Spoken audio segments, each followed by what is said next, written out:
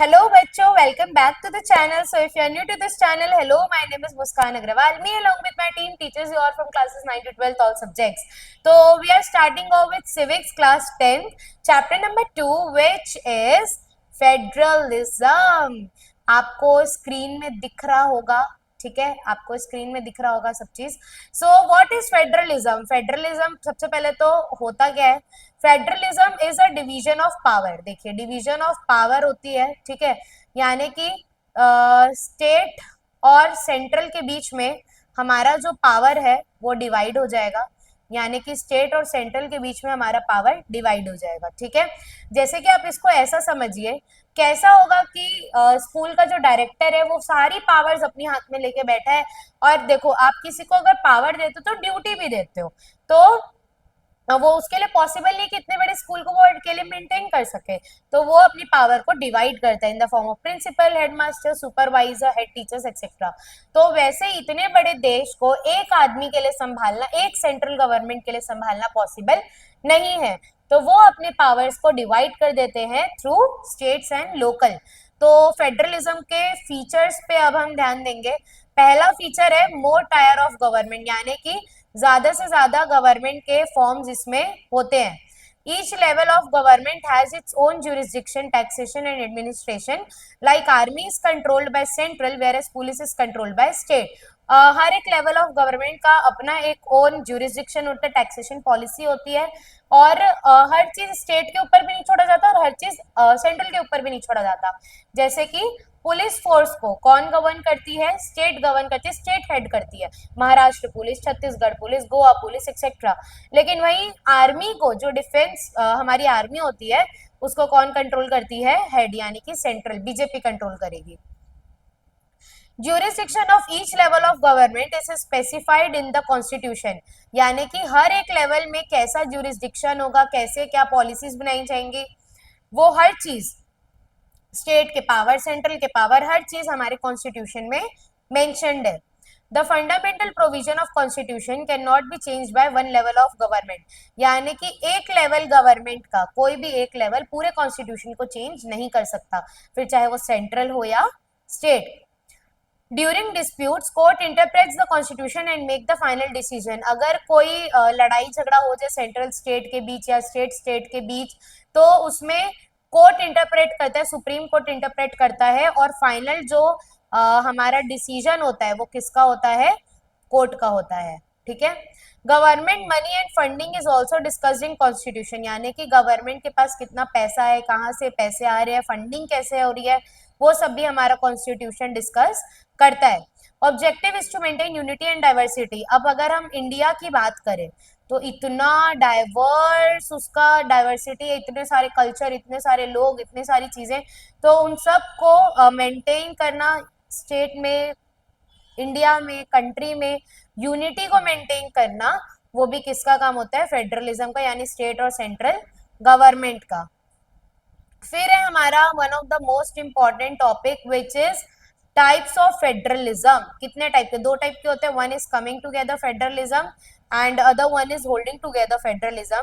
तो coming together federalism में क्या होता है? इसमें बहुत सारे इंडिपेंडेंट स्टेट्स एक साथ आके एक बिगर यूनिट बनाते हैं, और सारे स्टेट्स के पास इक्वल पावर होती है. सेंट्रल का इसमें ज्यादा कुछ रोल होता नहीं है. States and central government are equally powerful. State भी सेंट्रल गवर्नमेंट जितनी पावरफुल होती है. इसके एग्जांपल हो जाएंगे यूएसए, ऑस्ट्रेलिया. लेकिन वही होल्डिंग टुगेदर में क्या होता है? एक बहुत बड़ी कंट्री डिसाइड करती है कि मैं अपने पावर्स को शेयर करूंगा इन द फॉर्म ऑफ स्टेट्स. तो बड़ी सी कंट्री स्टेट में बढ़ जाती है और स्टेट में अपने पावर को शेयर कर देती है. एग्जाम्पल होगा इसका India. States have unequal power, और स्टेट्स के पास इक्वल पावर नहीं होती है, जैसे कि सेंट्रल गवर्नमेंट. अब central government is more powerful, यानी कि सेंट्रल गवर्नमेंट ज्यादा पावरफुल होती है. जैसे कि इंडिया में बीजेपी ज्यादा पावरफुल होती है as compare to state government. फिर आते हैं हम लोग, India is a federal country. India कैसे एक फेडरल कंट्री है, उसको अब हम डिस्कस करते हैं. सबसे पहला point, India has a 3 level of government. India क्यों नहीं फेडरल कंट्री हो सकती? इंडिया में तो 3 लेवल ऑफ गवर्नमेंट है, which is central, state and local. 3 level में बटा हुआ है इंडिया, पावर्स भी बटी हुई है 3 फॉर्म में, तो इंडिया एक फेडरल कंट्री है. jurisdiction of each level of government is specified in the constitution.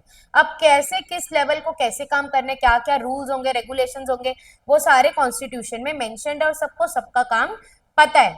दो तरीके के फेडरेशन होते हैं, coming together and holding together.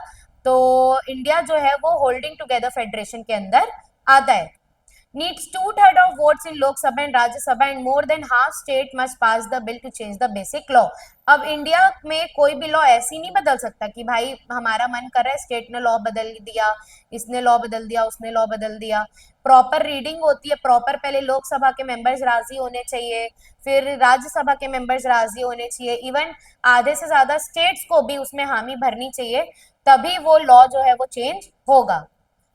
In disputes between state and central government Supreme Court makes the final decision. कोई भी लड़ाई झगड़ा हो जाए स्टेट के बीच, सेंट्रल के बीच, तो सुप्रीम कोर्ट का ही फाइनल डिसीजन माना जाता है. अब 3 तरीके की लिस्ट होती है, क्योंकि हमारे 3 फॉर्म ऑफ गवर्नमेंट है, तो हमारी 3 तरीके की लिस्ट होगी, विच इज यूनियन लिस्ट, ये भी इंपॉर्टेंट है, state list and concurrent list. सबसे पहले यूनियन लिस्ट की अगर हम बात करें, तो जिनकी नेशनल इंपॉर्टेंस ज्यादा है, जिसको सेंट्रल लुक आफ्टर करेगी, वो आएंगे यूनियन लिस्ट में. और इस सब्जेक्ट्स यानी कि जितने भी डिफेंस रिलेटेड सब्जेक्ट हो गया, बैंक रिलेटेड सब्जेक्ट हो गया, और फाइनेंस रिलेटेड हो गया, एजुकेशन रिलेटेड नहीं, एजुकेशन नहीं, finance, bank related, defence related, home ministry related, जितने भी सब्जेक्ट्स नेशनल सब्जेक्ट्स हो गए, वो सारे सेंट्रल गवर्नमेंट टेक केयर करेगी और सेंट्रल गवर्नमेंट ही इनके लिए लॉज बनाएगी एंड लुक आफ्टर इनको करेगी. फिर आते हैं स्टेट लिस्ट में. स्टेट लिस्ट होती है वो लोकल इंपॉर्टेंस देती है और लोकल लॉ वगैरह बनाती है. स्टेट गवर्नमेंट स्टेट लिस्ट का लुक आफ्टर करती है. इसके एग्जाम्पल हो जाएंगे पुलिस, जैसे कि मैंने स्टार्ट ऑफ द चैप्टर में बताया था कि आर्मी डिफेंस आएगी सेंट्रल के अंदर, पुलिस आएगी स्टेट के अंदर.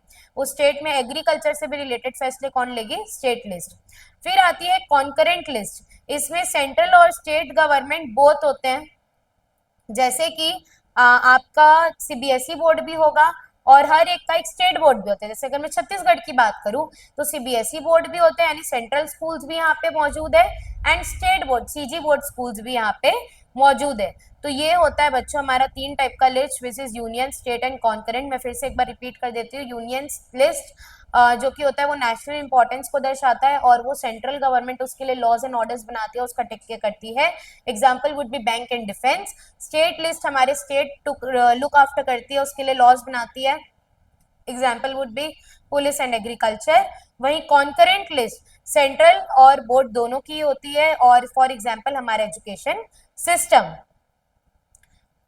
लास्ट है हमारा भाई रेसिडरी लिस्ट. रेसिडरी लिस्ट क्या होती है, जैसे कॉन्स्टिट्यूशन हमारा भाई कॉन्स्टिट्यूशन बना था 1949 1950 में इम्प्लीमेंट किया गया था, तो जो कॉन्स्टिट्यूशन के बाद की चीजें आई हैं उसको पूरा कौन लुक आफ्टर करेगी, सेंट्रल गवर्नमेंट. क्योंकि हमारे कॉन्स्टिट्यूशन में इसका कुछ भी नाता नहीं है कि कौन लुक आफ्टर करेगा, तो कॉन्स्टिट्यूशन के बाद भी जितनी भी चीजें आई हैं उसको कौन लुक आफ्टर करेगी, सेंट्रल गवर्नमेंट. इसका एग्जाम्पल हो जाएगा कंप्यूटर साइंस. कंप्यूटर साइंस जो बहुत बाद में आया है, तो इसलिए उसका लुक आफ्टर कौन करती है, सेंट्रल गवर्नमेंट. अब हमारे देश की लैंग्वेज पॉलिसी क्या है. अब सब लोग लैंग्वेज के ऊपर डिक्लेयर करने लग गए कि भाई जैसे ममता बनर्जी ने अभी रिसेंटली कहा था बंगाली को नेशनल लैंग्वेज बना दो. तो इतनी सारी लैंग्वेजेस बोली जाती है इंडिया में, तो नेशनल लैंग्वेज किसी को बनाना पॉसिबल नहीं है. तो सबसे पहले there is no national language. India का कोई भी नेशनल लैंग्वेज नहीं है. Yes that is correct. आपको बचपन से लग रहा होगा हिंदी नेशनल लैंग्वेज है, ये वो है, नहीं है. इंडिया का कोई भी नेशनल लैंग्वेज नहीं है. हाँ, हिंदी ऑफिशियल लैंग्वेज जरूर है. इंडिया की ऑफिशियल लैंग्वेज क्या है, हिंदी. 22 लैंग्वेजेस बोली जाती है इंडिया में, मतलब 22 लैंग्वेजेस को रिकॉग्नाइजेशन मिली हुई है. मराठी, गुजराती, पंजाबी, ये सब इसमें आते हैं.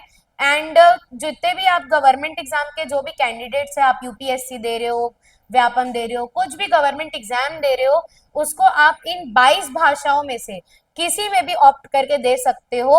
वो आपकी चॉइस है, आप किस में देना चाह रहे हो. आप गुजराती, मराठी किसी में भी दे सकते हो जिसमें आप कंफर्टेबल हो. States have their own official language. हाँ, स्टेट्स की ऑफिशियल लैंग्वेज हो सकती है, जैसे छत्तीसगढ़ का छत्तीसगढ़ी, गुजरात का गुजराती, राजस्थान का राजस्थानी, इंग्लिश को हम एज अ मीडियम प्रेफर कर सकते हैं, जैसे कि आप मान लीजिए अगर आप साउथ साइड कहीं घूमने गए होंगे ना, तो उनको या तो अपनी एक मदर टंग आती है, तेलुगु, कन्नड़, वॉट एवर, और एक उनकी इंग्लिश बहुत अच्छी होती है, मतलब वहाँ की ऑटो वाला भी आपसे इंग्लिश में बात करेगा। तो इंग्लिश को एज अ लैंग्वेज मीडियम हम कंसिडर कर सकते हैं किसी भी गवर्नमेंट ऑर्गेनाइजेशन में, कहीं पे भी। तो इंग्लिश को एज अ लैंग्वेज मीडियम हम कंसिडर कर सकते हैं। अब हम बढ़ते हैं स्टेट और सेंट्रल रिलेशंस की तरफ, उनके रिलेशनशिप कैसे थे। For a long time in India, only a single party ruled in center and state, example Congress. This did not allow state government to exercise its rights. अब बहुत समय तक एक खाली नॉर्मल पार्टी थी विच वॉज कांग्रेस, और इससे क्या होता था, जो स्टेट गवर्नमेंट है वो अपने राइट्स को एक्सरसाइज, अपने राइट्स को पहचान नहीं पाती थी और उनको एज अ दबा हुआ फील होता था। In the party ruling in center and state was different. Central government was always misused the constitution to dismiss the government. जो सेंट्रल में जो गवर्नमेंट होती थी वो हमेशा अपने पावर्स का मिसयूज करती थी और कॉन्स्टिट्यूशन के अमेंडमेंट्स और रूल्स का इस्तेमाल करके हमेशा जो भी स्टेट गवर्नमेंट रहती थी उसकी पावर्स को हमेशा डिसमिस करने का ट्राई करती थी। By 1990, no single party had a majority and the era of coalition government started. अब 1990 आते तक कोई एक सिंगल पार्टी के मेजोरिटी नहीं रही थी और कोalition गवर्नमेंट का चालू हो गया था, यानी कि दो पार्टीज या दो से ज्यादा पार्टीज जब मिलकर रूल करें। इसका एग्जांपल होगा जैसे कि अभी रिसेंटली इलेक्शन हुए थे, लोकसभा इलेक्शन, तो उसमें कांग्रेस ने पूरी पार्टीज को कोलेट कर दिया था, यानी कि पूरी पार्टीज को ज्वाइन कर दिया था एक नई गवर्नमेंट बनाने के लिए इंडिया। कांग्रेस ने समाजवादी पार्टी और जितनी भी छोटी मोटी पार्टी सबके साथ हाथ मिला लिया था बीजेपी को हराने के लिए। State government now rule and became powerful, और 1990 के बाद स्टेट गवर्नमेंट का भी अपना एक रूल बना और वो पावरफुल हो गए। It became difficult to dismiss state government, और धीरे धीरे करके स्टेट गवर्नमेंट की पावर को डिसमिस करना डिफिकल्ट हो गया, जो पहले कर रहे थे ना वो लोग सेंट्रल गवर्नमेंट। वो लास्ट टॉपिक है हमारा डिसेंट्रलाइजेशन। डिसेंट्रलाइजेशन मतलब होता है भाई पावर को बांट देना। सेंट्रलाइजेशन मतलब क्या हो, पावर एक आदमी के हाथ में हो या एक ग्रुप ऑफ पीपल के हाथ में हो। लेकिन डिसेंट्रलाइजेशन के का मतलब क्या होता है कि पावर आपकी डिवाइड हो जा रही है। पावर कैसे डिवाइड हो जा रही है, local government was formed and powers from central and state was given to local government. भाई एक नई लोकल गवर्नमेंट बना दी गई। अब लोकल गवर्नमेंट बोलो बेचारा हमारे बारे में तो कोई बात ही नहीं करे, हम भी तो एग्जिस्ट करते हैं। जो गांव अगर में पंचायत लगती है उसको हम ऐसा लोकल गवर्नमेंट का रिकॉग्नाइजेशन देते हैं, और वो भी बना दी गई क्योंकि कभी कभार क्या होते थे स्टेट गवर्नमेंट जो पिछड़े गाँव के एरियाज उन पर ध्यान नहीं दे पाते थे, और जितने भी पावर्स थे, जितने पावर सेंट्रल के पास थे, स्टेट के पास थे, वैसे ही पावर लोकल गवर्नमेंट को भी दिए गए। तो 1992 के बाद प्रॉपर डिसेंट्रलाइजेशन कर दिया गया पावर्स का इंडिया में, और रेगुलर इलेक्शंस होने लगे, ये पावर्स ताकि डिस्ट्रीब्यूटेड रहे। One third of seats were reserve for women. One third of seats किसके लिए रिजर्व थी भाई, वुमेन के लिए रिजर्व थी। Seats were reserve for ST/SC and OBC। ST/SC OBC के लिए भी सीट्स रिजर्व किए गए। State election commission conducts the election, और स्टेट इलेक्शन कमीशन जो है वो ये इलेक्शन कंडक्ट करती है लोकल गवर्नमेंट का। State government has to share its revenue with local government. अब पूरा पैसा वो अकेले लेके नहीं भाग सकते, उनको लोकल गवर्नमेंट के साथ भी अपना कुछ शेयर करना पड़ता था। तो ये था हमारा चैप्टर फेडरलिज्म, छोटा सा प्यारा सा चैप्टर। आई होप आपको बहुत अच्छे से समझ आ गया होगा। मिलते हैं अगले वीडियो में, तब तक के लिए लाइक सब्सक्राइब करके जाना।